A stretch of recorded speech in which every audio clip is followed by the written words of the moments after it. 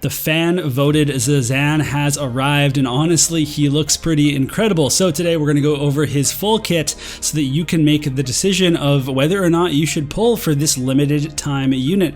Now, there are some shortcomings that we'll talk about as well, but we'll save that for the video, so I'll see you all after the intro.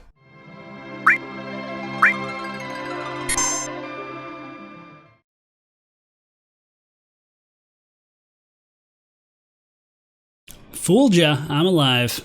Alright, so we have Zazan here in front of us. He is a new 100 cost unit, but he's going to have the regular shard price, just a much lower pull rate. And then he also is a limited time unit, although he's sure to return in future global festival events. He has a new job called Undying Fighter, and then he has Viking and Paladin sub, which are both very complementary sub jobs. He has 4 move and 2 jump base, which is incredibly useful. And then he uses Ninja Blades, which is kind of interesting. Not everyone's going to have that crafted. It's going to be some work for some people. And then otherwise, he has the hat cloth accessory lineup for his equipment, which is good. I think that he can't use certain pieces of armor. Definitely good that he can't use a certain TMR armor that I'm thinking of. Now we'll take a look at his stats, and at level 120, he's looking pretty good. He's got high HP, definitely higher than your average damage unit, but not as high as, let's say, like a tank. His AP it's fine, it's whatever. His attack, that's pretty high. That's definitely very high. Now, he doesn't actually have a lot of ways to boost his attack. We'll talk about that later. You have to use the Viking sub if you want to boost his attack. So he does fall shorter there than other units that are naturally going to be using lots of buffs. And then otherwise, the 2 big areas we have to look at are luck and agility. He has a massive agility stat and a huge luck stat. He also gets evasion in his master ability. So really, Zazan is looking like an evasion unit. So let's take a look at whether or not you should take him all the way to 120, and we're going to focus on stats first. So looking from 115 to 120, Zazan is going to get 211 HP. He's going to get another 32 attack, and I want to point out that his base attack is 380, and that's really high. That's definitely a high base attack. If you look at, for example, if he uses Rebellious Spirit on his Viking sub, that gives him a 152 attack boost. That's definitely pretty potent. We'll also point out that when he goes from 115 to 120, he unlocks a +3 agility node, and there you have it. That's a huge reason to go to 123 extra agility. It makes a difference. It's important. Definitely worthy in that regard. Otherwise, he's not gaining a ton of stats in other places, but I also do like his 120 skill, although I don't think it's, the best thing in his kit. Now let's take a look at his TMR and Master Ability. So he has the Jacket of the Upstart. It's a cloth jacket, so obviously that's something that he and other evade users can use. And then it has 15 evade, 8 defense, and 330 HP on it. The ability, Kingpin's Cackle, has a 25 earth attack buff for self, and then an earth resist penetration up to 50% for 3 turns for self. And this is a self buff 26 TP, so that's all fine. And you can think about how you could put this on other earth units that would want to, penetrate earth resistance. And to be honest, penetrating earth resistance is not really the biggest deal in the world, except for in PvE and things like Tower. That would actually be pretty crazy. But in PvP, there's not that many elemental resistance buffs. People aren't speccing on espers typically for elemental buffs, except for maybe light or dark. And I think that if you're going against a wind unit that has natural earth resistance, there's still the innate defense that wind units have against earth units. You're still dealing 25% less damage. So this doesn't impress me that much, except for the earth attack up and the fact that it does have some evade on it. So it's a good TMR. It's not like game breaking in any way. The earth resist penetration looks way more impressive than I think personally that it actually is. Now his master ability is the standard earth anthem to power up your earth buddies, and then he gets 5 evasion rate, which I alluded to earlier, and then slash resist penetration 20%. Now this I thought was like, man, they're really pushing Zazan because he needs that. He has tons of defense penetration. He has high attack, but he only has the 1 damage type slash. So if he gets blocked out by slash resist, he's kind of in trouble. So they definitely wanted to make sure that he had a little bit of way to deal with that. And they gave it to him in the best form possible, which is just innately on his master ability.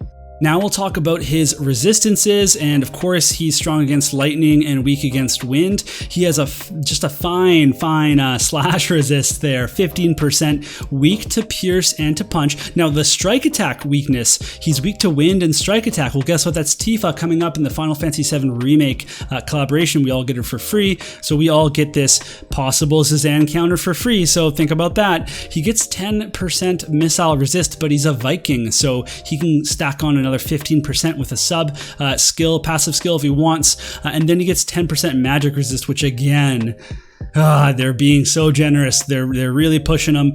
He gets even more magic resist if you equip him with the new Earth VC that just came out, making him someone that can tolerate Helena's dark powers.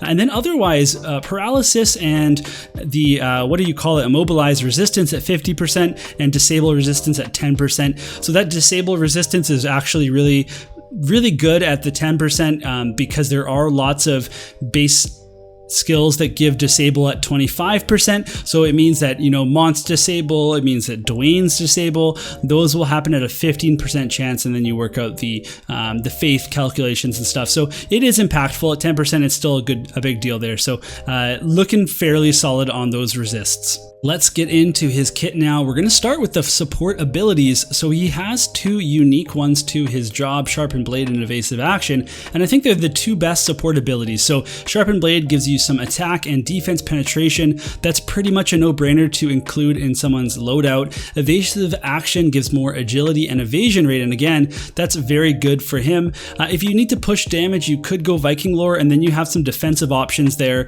with Holy Knight's Protection and Unyielding Protection.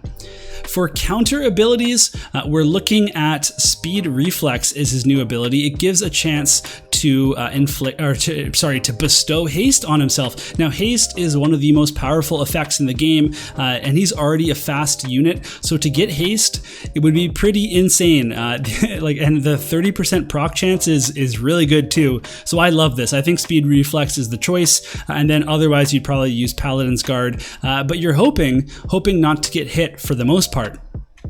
Now let's take a look at Zazan's main job. He has Blade Lash, which will then get upgraded. This is his bread and butter, bit of distance. Skill doesn't do very much damage at all, but it has a decreased healing power by 40%. That's very impactful. Hamstringer is a very close range ability that decreases the agility of the target. Then we have Triple Split, which gets upgraded to Triple Split Spinal Blow. This will have a 3-hit, 200% potency attack. It has a guaranteed critical hit when attacking from behind, and then it's also going to increase defense penetration by 50%. So his defense penetration goes up to 90%. That's insane. He has the 90% defense penetration, and then he also has the 20% slash resist penetration. He's going to be a bit of a tank buster.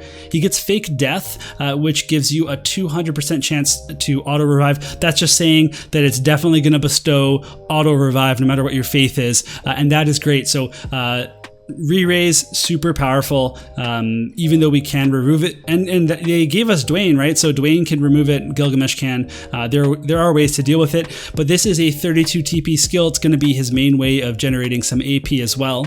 Backbreaker is another very strong skill, but it has a very short range, and this is going to have a 50% chance to inflict disable for 3 turns when attacking from behind. And then finally is Kingpin Smash. So this is a little bit more of a range, and it's not, everything here has been a pretty affordable AP cost, but it has a 250% potency. That's huge. This is going to be a massive attack that he'll want to use a lot of the time, which could potentially get in the way, although he will use things like the other skills when he's in closer range or when he can deal more damage. But because the defense penetration on Triple Split Spinal Blow seems to be after damage, I wonder if he's going to use that very often when he could do something in the same range with Kingpin Smash.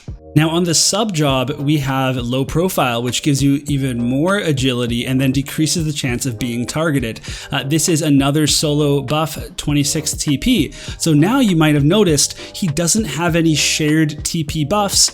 So that's actually going to affect his AI unless you put him on the Paladin sub to get a shared TP buff. He also gets Leaping Slash, which he really needs to close down enemies. It's in decent range. It's in one of his only AoEs on the entire kit. And then finally is Ripper, another AoE, and I do like this AoE, just the straight line in front of you. It's the break from Knights. That's all fine there. Next up, we have the Viking sub, and I think there's one specific reason that you use this, and it's for Rebellious Spirit. So this is a 10 defense buff. It is a 40% attack buff, and it decreases your evasion rate, but I don't think it's a big deal if you're going specifically for damage. If you know there's tons of 100% hits in the game or whatever it is, and you think, okay, well, I'm not really going for evasion, and I think Zazan can be built, not for evasion, just for damage, especially if you have a tank, then yeah, you want to have this buff because it's a really impactful buff. You also get some other good stuff. So Launch is a nice little high crit move that you can use with some range, some low AP cost. And then, Knee Breaker is nice because it's piercing. So it is an AoE for Zazan as well. Then we have the Paladin sub, and there's a few reasons to use this one. So Taunting Blade, while you might not always want him to have hate unless you're super high evasion, this is one of his furthest ranges. Actually, no, it is his furthest range, and it's also one of his highest attack skills. And finally, it's one of his only AoE skills on his entire kit. So this is definitely something that you could use to get some range. And then he has Immortal Spirit, which will prevent him from dying. So if you have Re-Raise, Immortal Spirit, and Taunting Blade all on, then yeah, they're going to attack you. And then you can die. You don't have to be a tank and take a bunch of damage. You can just die, up to 3 times. You also get Sentinel, which will really help him close down people. Maybe he can Sentinel, take 2 hits to die, then come back to life with Immortal Spirit, then get hit again, then come back to life with Re-Raise, and then get hit again. And in the meantime, he's already killing everybody and you're good to go. So this definitely looks like a very promising sub, especially for live PvP where you might want to use Sentinel to close people down, or to use things like Taunting Blade where hate doesn't matter, but range and height difference, that really does matter, and that will be pretty important. Now Zazan has a limit burst called Undying Rampage. Now this will give him a 40% increase in HP, which is very substantial, and then it's also going to do a large amount of damage and have a 4 square range. This is one of his better ranges. It's definitely a good attack to use on the way in to buff up, and then again, the more hits he can take before dying, not only will that just make him last longer, you're also going to discourage the crap out of your opponent when they're like, I can't even kill him. And then he's going to come back twice if I do kill him, and you can pretty much make them quit War of the Vision. So definitely an interesting limit burst, and it has a reasonable AP cost for sure. I want to make a few comparisons for Zazan, and the first one that I'm going to do is with Dwayne, because they're both coming out together. You might have to pick one over the other, and they're both 100 cost units. So with Dwayne, you're getting more tankiness. He has more HP. He also has more range and just more utility, more AoEs, and just ways to deal with all types of damage. With Zazan, you're getting the whole evasion piece, just a much faster unit, and the ability to cleave through so much more defense and different things like slash resistance. They actually pair quite well together. Dwayne can break slash resistance and then allow Zazan to do more damage, but when you're looking at them, they both do fill this role where they can both just be that one-shot unit that's going to take somebody out for you. So definitely you can feel pretty good about getting one of them and not the other one, and I think you can feel safe about that. We can also compare Zazan to several evasion units, so Ketone, Venera, and 2B, and honestly, Zazan blows them all out of the water. He's tied with Ketone for 69 agility, but then he beats everybody in his luck stat. He gets some Master Ability evasion, which I know that Ketone does as well, but then he has these gigantic potencies. He has the self-re-raise, the self-immortal spirit, and then the vision cards built for him to resist the the magic damage, these 100% hit attacks. He can stack some missile resist for the sharpshoot. And again, you know, our missile units are mostly lightning as well. So it's definitely pretty interesting that he's well prepared to deal with these 100% hit attacks in a different way than Ketone and Venera are, in a different way than 2B is. I think that he is definitely like our definitive like powerhouse evasion unit. Now, having said that, he's going to work really well with Ketone as they're both Earth. He can power her up. They can both run the evasion thing. And if you were to match up directly across from a 2B, he might actually get pummeled by her because she has strike attacks. She is wind. She's going to have that elemental advantage, and that's pretty potent. So if you have 2B, you might want to start testing her against Zazan and see if that's going to be your answer to him. But if you're just looking at them purely on a stat basis, Zazan has so much going for him. The one thing that I'll mention is that I think that everybody else has more options for buffing teammates. They have evasion buffs all together to use on themselves or on teammates, and then they also have more access to things like AoEs to hit multiple people at farther ranges than Zazan has. Let's talk about the pros and cons of Zazan. So pros, he has up to 90% defense penetration, and then he gets the 20% slash resist penetration. He's going to be able to bust open those tanks. He also has massive potencies on his skills. He's definitely going to be one-shotting anyone he can get close enough to. He's totally evasion ready, and he gets Immortal Spirit plus re-raise if you're going to use his Paladin sub, although that does mean that you will have to use Taunting Blade to be able to attack people while you're getting close to them. Now, as for his cons, he doesn't have any team buffs without equipping him with a TMR, or if you're using the Paladin sub, but then you have to make sure that he uses re-raise. You have to make sure he uses Immortal Spirit. So it's really tricky to affect his AI because he has that 4 move and that 2 jump. That could actually get him into trouble if he's off to the races and the rest of your team is buffing up. He might just go out and get himself killed. Now, if he's able to evade everybody and then just, kill the other units, then that's fine. It's just something to watch out for.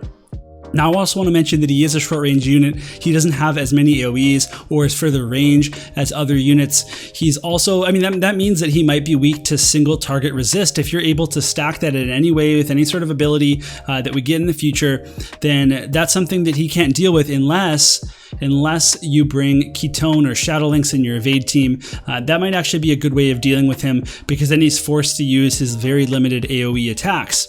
And then otherwise, he'll want to have bells because when he wants to use all of these abilities, especially the expensive AoEs like Taunting Blade, and if without those, again, it all comes back to this argument of, how is he going to be buffing, or is he just going to be running right away across the map because he doesn't have any team buffs? So finally, he doesn't have any attack buffs. Like other units will buff up their attack as they go, and you're probably not going to be using, the Viking sub necessarily. So I think that his attack might not get as high in battle as other units, but that's not necessarily as bad because one, his base attack is so high for his other attack buffs from VCs, from abilities. He has so much penetration. It's not a huge deal, but it is something I wanted to mention. One of the important things to do when deciding whether or not to pull a unit is to look at what's coming up next. So we just had this global festival. It's going to be running for a little bit while longer, and coming up we're going to have more, and then this wind sniper unit who also will be a decent counter to Zazan. Now he will be able to stack missile resist, but he's going to be weak to wind, so definitely something to look out for. We'll have the selection quest with Moraga, and then the lightning meta will start to begin with Charlotte coming as a tank. And then otherwise, looking ahead, there's a couple of other units there. The Ice Nightblade is someone I'm interested in, but it's so hard when they're not limited to to prioritize them. And then a Time Mage that's dark, definitely interesting as well. A main job Time Mage. And then we have Final Fantasy VII, free Tifa. So if you can wait a little bit longer, and I'm going to mention right now that in some point during this, before FF7, I would not be surprised if we got the summer units that never came out in global but came out in JP. They're getting EX jobs in JP. We might just get them all together. And then that would be an Earth unit in Summer Lilith, who is a Ranger. I'm super interested in her. And then Summer Kitone, which is a Fire Kododama wielder, also pretty interested in her as a unit. So definitely a lot of decisions to make. And Zazan is limited. Now, some people are complaining that, you know, we have all these limited characters at once and you can't get them all. You know what? Tough luck. You know, it's a gacha game. You're not going to get all the units. And if you're complaining that you can't whale to get all the units, then honestly, I don't have any sympathy for you. I don't think that we're owed just the like easiest path to maxing every unit every single time. And I might take some heat for saying all of this, but I'm pretty happy with the treatment that we've gotten overall. I'm not really worried that we have these 3 limited units at once. I don't think it's even something to sweat about, and we have a heat wave in Vancouver right now. So let me know what you think about that in the comments below. I'm happy to discuss it some more, but I honestly like haven't even thought twice about it. It's not that big a deal. Well, that's going to be it for this video, and I hope I've given you enough information to make your own decision on whether or not you should be pulling for Zazan. Now, I don't really think you should do it unless you definitely have enough to pity him. I think the fact that he's limited, it's too big a target to chase without some sort of a guarantee. So if you don't have 40k viz, then probably just skip this. I think it's the same for the other 2 units. And if you want to set yourself a limit and go 5 pulls, 10 pulls, and that's on you, but please don't just sink your entire horde of Vizior into this. He is going to come back at some point. There'll be other deals, there'll be other bundles, whatever. There'll be other chances to get him, and he's going to hold up. He looks really, really solid. So good luck to you if you are pulling for him. Let me know how that goes. You can let me know too in the comment section. You can let me know on Discord. And then if you want to see more videos, go ahead and subscribe to the channel. That would be great help to me. Okay, so that's gonna be it. And I'll see you in the next video. We're gonna be doing Fravia, Should You EX. We're going to be doing some FFBE videos tomorrow. And then I'm also gonna be having a Should You EX Ketone at some point as well. So look forward to that all, and I'll see you next time.